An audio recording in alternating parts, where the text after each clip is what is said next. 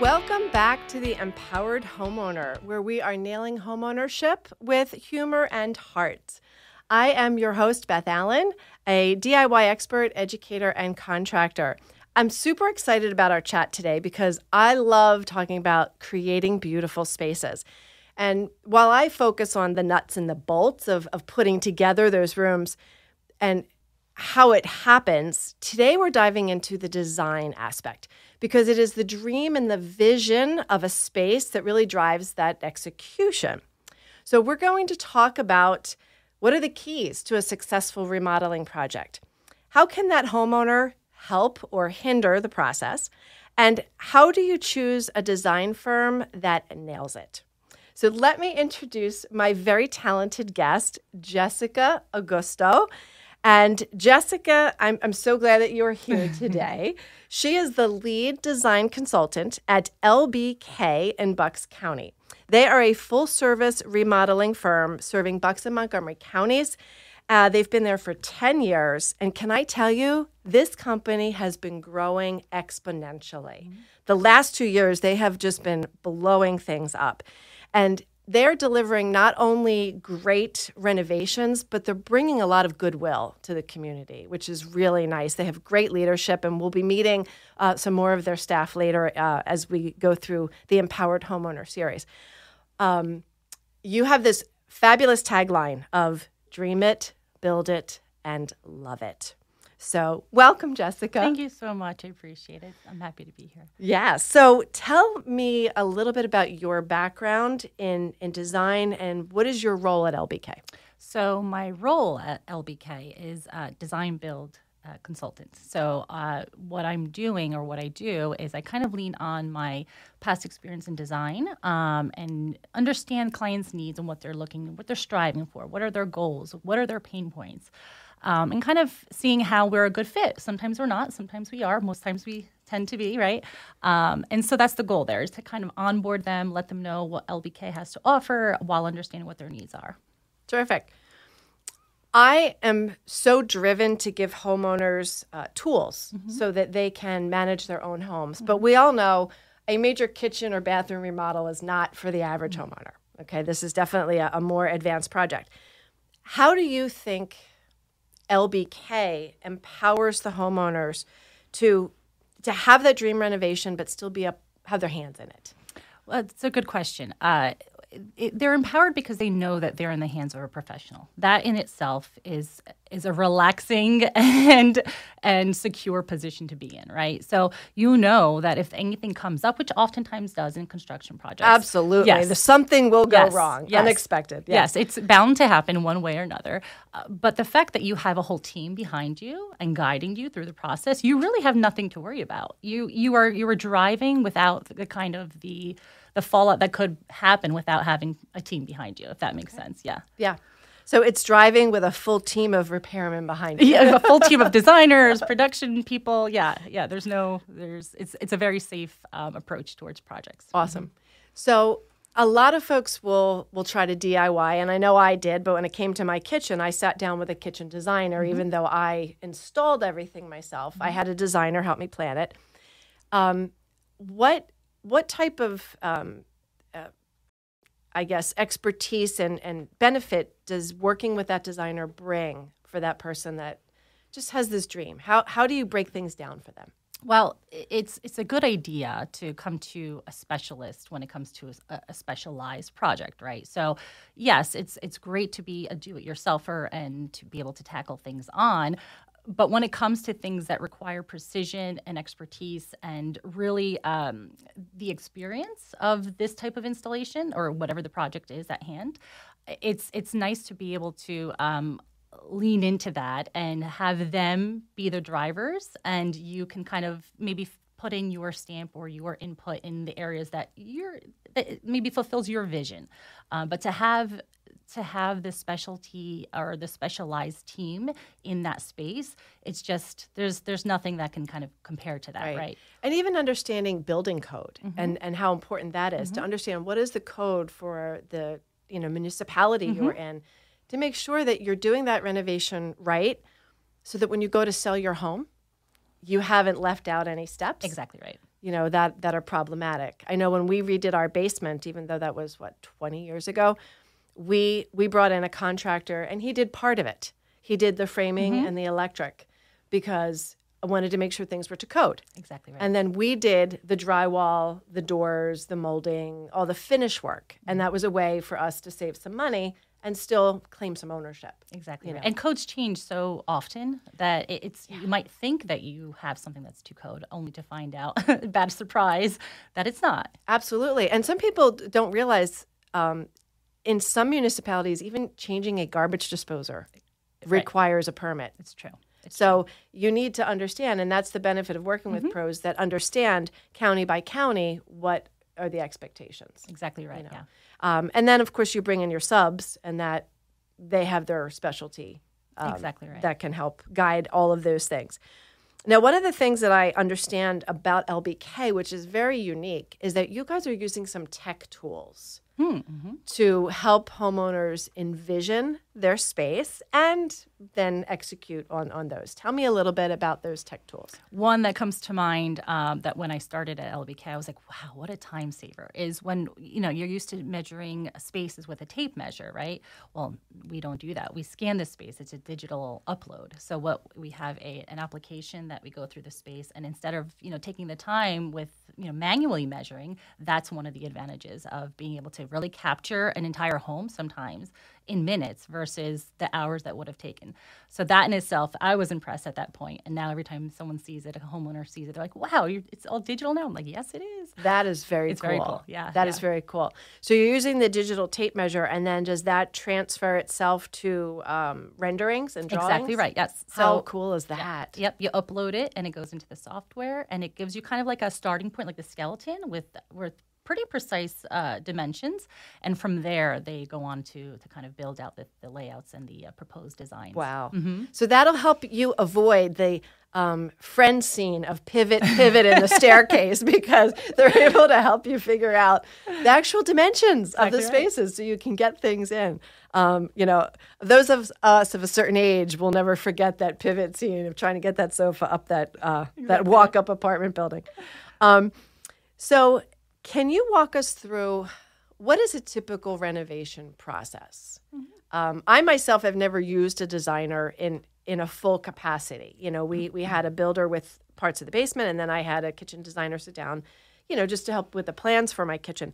But if I call LBK, what should I expect? So the first thing would be an initial phone call, right? A 15-minute usually conversation, just to get an understanding and a bearing of what your project kind of scope is, what you have in mind.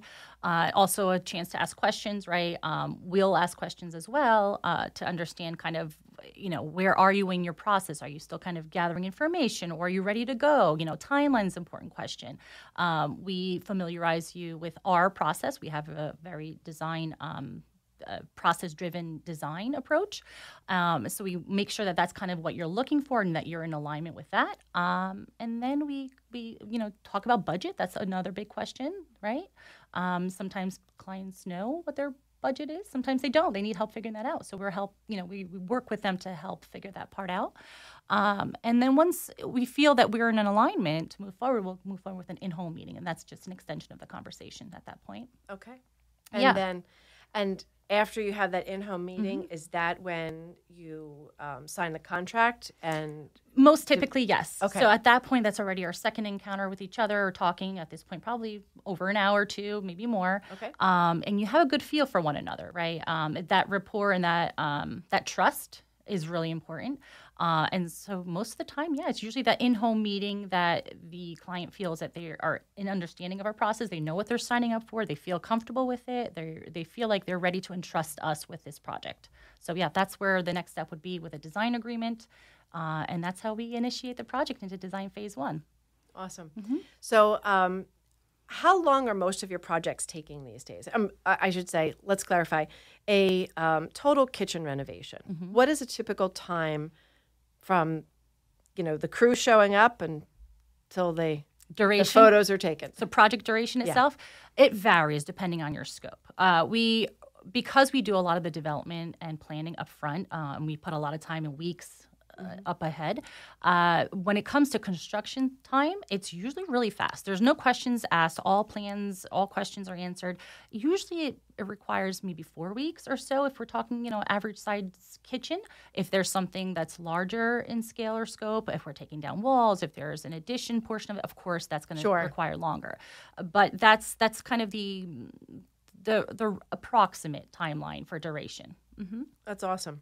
That's awesome because you hear such contrasting stories out there. Yes. If you watch some of the renovation shows, it's done in a weekend. No, that's not real. It's so not real. It's not real. That's what I hate about the DIY reality shows is that they could not be further from reality. Right. And it gives a false impression to the mass people that this is something that is achievable and this is it's just not a realistic expectation. None of that. It's all production. It's really not how things go. Yes. And I actually was, I guess, interviewed or pitched, to host my own show. And they wanted me to fake it up. And I'm like, I can't. I'm like, no. I said, authenticity is one of my core values. I am not playing that game. But it gives homeowners these fake expectations that you can that you could even do the demo in an afternoon. No. Demo takes a week sometimes because you have to properly do that demo so that you're not causing structural damage. Or maybe there is a piece you're going to reuse, and you have to do it methodically. Exactly. It's not just bring out the sledgehammers. Yeah. Yeah. To give you more context, our full planning timeline from this time of start of design agreement until we start construction is typically 5 to 6 months. So that's a lot of planning. We don't just, take out a hammer and start demo, a week after we meet. It doesn't work that way. That's not realistic. So there's a lot of planning and forethought and design thought that goes into things before we're ready to pick up that hammer. So that it's done well and that you can avoid some of those disasters. Exactly. I don't know if you remember the movie Money Pit. I don't. Oh my gosh, you have to watch this movie. It is so funny. It's with Tom Hanks and Shelley Long. It was back in the it was probably early 90s. And it was the Money Pit. They buy this big old mansion and they're trying to renovate it. And one thing after another goes wrong. It is a classic. It's so funny. And that home is now renovated and available for sale. Oh, is that right? It's been up on the market a few times. It is stunning. Oh, wow. Okay. Stunning home. But it's a funny movie for anybody in our field. We can appreciate the things that go wrong. Look at that. From raccoons to dumb waiters and you name it. We talked a little bit on the phone before we met about style. And what is a style that you like to create and why? My personal style is probably considered contemporary. I love kind of simple, streamlined, kind of hotel lobby, clean, sleek. But my reality is such that I have 3 small children and I can't maintain that aesthetic at the moment. But that is kind of what I'm driven towards. That's my personal taste. But it's interesting to see how different clients and different homes and how they approach their kind of their style. Sometimes people don't know what their style is. They need help finding that part out. But yeah, for me, on a personal note, it's more sleek and streamlined. Like the lines, I like them to be kind of less fussy. It gives me kind of a feeling of relaxation, if that makes sense. Oh, absolutely. Yeah. So how do you help someone find their style when they might feel totally clueless? They wander the aisles of home goods and they buy things and none of it works together. Yeah. Because I've been in people's homes that look like that, and then people come to my home, they're like, oh my gosh, your home is so pretty. And I'm like, well, I know what I like and what works. And it's true. And that's exactly it. It's what you normally gravitate towards, right? So oftentimes when we walk into a home, we'll spot instantly. We'll be able to categorize you at a certain style just by looking at certain areas of your home. And oftentimes you'll hear a client saying, oh, this, we just painted this. We just got to this room. This is probably the latest and most representative of us. And right in that space, you're able to tell, oh, they like high contrast. They like, bold colors. There's certain things that you can pinpoint right away. You just have to have that eye to be able to do so. So it's rather easy. It's easier than you would think. We help you guide you through that process. Right. As designers, it's easier. It is. Because you can see what what is working in that space and what is not. Right. And the homeowner may not. Right, exactly right. And that's what we're there for, right, is to help you identify what you are gravitating towards. You might not see that from the inside, right, but from an outside perspective, it helps you kind of open your eyes to that. Yeah, because you might bring home that piece from Home Goods, but it doesn't have a place. It doesn't have a flow or a theme. And then you bring in a designer and they're able to help you build everything else around that. Exactly. You know, it's good to have that starting point. So what are some of the hottest trends in kitchens and baths? You know, we've seen a lot of the two-tone cabinetry, that the islands are one, you know, maybe a darker color, blues, and I've seen some beautiful like dark teals. And then in bathrooms, I keep seeing these photos of these shower rooms with the tub in the shower. Yes. Yeah. So are people really putting these tubs in their showers? Some are. They at least they want to, but when it comes to practicality, they have always reason to withdraw and not go forward with that plan. They're beautiful. You're thinking of the European kind of style, the bath and shower combination.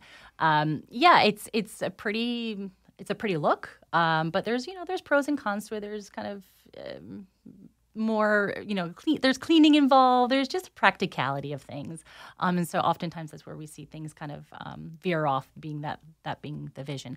But going back to your other question with what's on trend, it always evolves, right? Yes. So that's kind of an ongoing thing. But I think right now we're moving further away from that gray era that we were in. So it was a little depressing.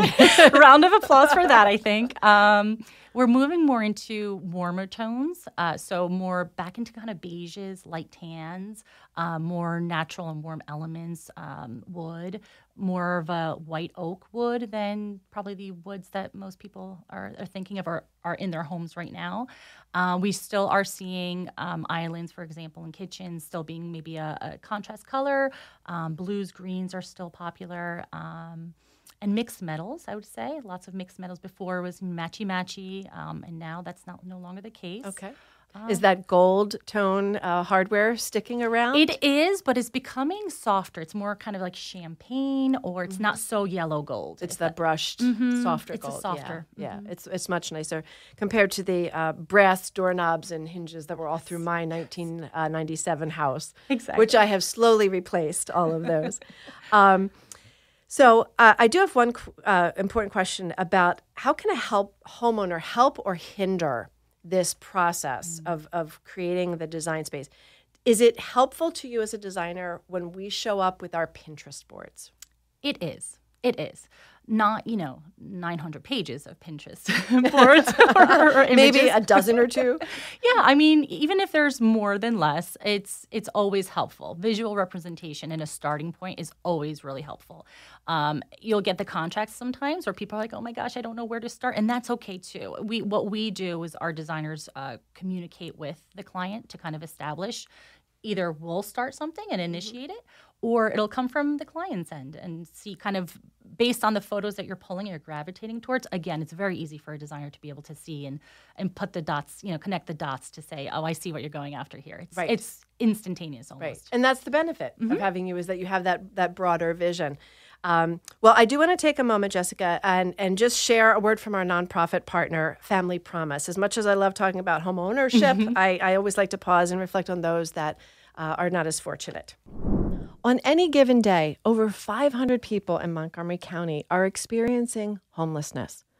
Nearly 60,000 people don't have enough nutritious food to eat, and some 8,600 families have income below the federal poverty level. Family Promise of Montgomery, PA, is doing something about that by partnering with the community to address homelessness and hunger, one family at a time. FP Monco is able to support families through emergency shelter, transitional housing, and a food pantry. If you would like to learn more on how to get involved, you can visit fpmonco.org. Jessica, thanks for being here. And I have to tell you, one of the things that I love about LBK Design was when I went into the studios the first day and I met Joanna, your co-owner. I love the fact that you really cater to different budgets. They have this beautiful wall, and their studio is just a great tour itself. But on the wall are faucets. And if you've ever shopped for a faucet, you can see the $79 faucet in the home center, which I wouldn't advise. But you could spend thousands on kitchen or bath faucets. But you guys really try to offer different price points. And how does that work within LBK? Yeah, it's very intentional for us to do it that way. We cater to everyone. Not everyone is going to want to splurge. Some people might want to. Maybe the faucet for them is a very important feature, right? But for others, it may not be. They rather invest or put that investment towards their cabinetry or another part of the budget. So we certainly are aware of the offering and the price points of things, and for that reason, we kind of show a nice variety. It doesn't, just because you're spending less doesn't mean you have to kind of compromise on the look of things, right? So yes, I'm glad that you observed that because that is something that's intentional. And throughout our entire our showroom and our design center, we have kind of different tiers to meet everyone's budget needs. Yeah, that just really impressed me because a lot of folks think, oh my gosh, I'm hiring a design firm. This is going to be a fortune. And there are ways that you can, keep it more budget friendly. As a designer, are there, I know there are, so what are the areas that you think people are better off spending their money on certain things versus others? Mm-hmm. It's really a personal question because for some people, there's certain areas, again, that are more important for them than others. Just one client comes to mind in our initial conversations. They stated that I don't need the highest end cabinetry. It's a big kitchen. I rather, go high end on the visual of tiles and in the backsplash versus the cabinetry itself because there's so much of it. And I said, that's absolutely okay. We find ways to be able, we'll never install junk, right? We'll never install anything that won't withstand that 3-year warranty that we offer. We just wouldn't do it. We just wouldn't. But there are ways to be able to kind of allocate certain areas and materials and budget to make sure that we're kind of fulfilling that vision for you. It's going to function, it's going to last, it's going to look, stunning in the end, but you don't have to spend a fortune. There's ways to mitigate that. And so we do, and that's part of our process too. And that's why budget talks up front are really important for that reason, because then we, as Design Build, we design into your budget, which is very different than going any other way, whether it's an architect or a general contractor. Yeah. I appreciate that. I look at, for me, I don't want to spend as much on lighting because lighting, it just sits there, it turns on, it turns off. Mm-hmm. I would rather invest in things that have more functional, like plumbing. Like I want to make sure I have good plumbing because you're using it daily and it has to perform in a different way than lighting does per se. It's all down to what drives you in terms of design. Another question that actually one of my followers asked me to ask you this is that because we've seen so many of the monochromatic rooms over the last few years, what are some ways to add a pop of color but still not overdo it? That's a good question. I would say in ways that are easily interchangeable, because just as trends change, so is your taste. Sometimes, unless you've loved purple since you were 10, because that happens sometimes too, then you'll have the purple cabinets and you'll be happy for life. But choosing colors and kind of the installation pieces that are not going to be changed out, 10 years or more, keep those neutral or timeless, like have a timeless approach with that. But when you want to introduce pops of color, do it in a way of maybe a bowl of, bright green apples or a frame or, a plant, or there's more transient ways of introducing colors that then once your opinion on that changes, it's not a fortune to rip things out. You just kind of run out to Home Goods or wherever it is. Exactly. When I teach design in my classes, I always say, buy the neutral sofa. You get the fun pillows. Mm-hmm. You can get the fun drapery panels because those things you're going to change out. They're lesser value than what you're going to spend on the sofa itself. Yeah. Long gone are the days of the floral sofas that our grandmothers had, It's like we had a plaid one growing up, so I totally recall that. What has been one of your major or your favorite renovation projects and why? Oh boy, there's so many of them. I don't know if I could pinpoint one out.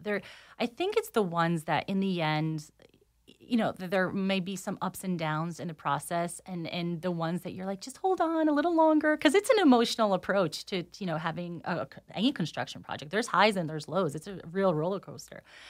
I think the ones that come to mind are the ones that had a little bit of, the uncertainty, and we had to reassure them, everything's on track, everything's fine. And in the end, they're blown away at the results. I feel like that end result, there's just a priceless feeling, just seeing the joy and the vision come to fruition. It's just, I can't pinpoint one. Every time that happens it goes in my book as a favorite. Awesome.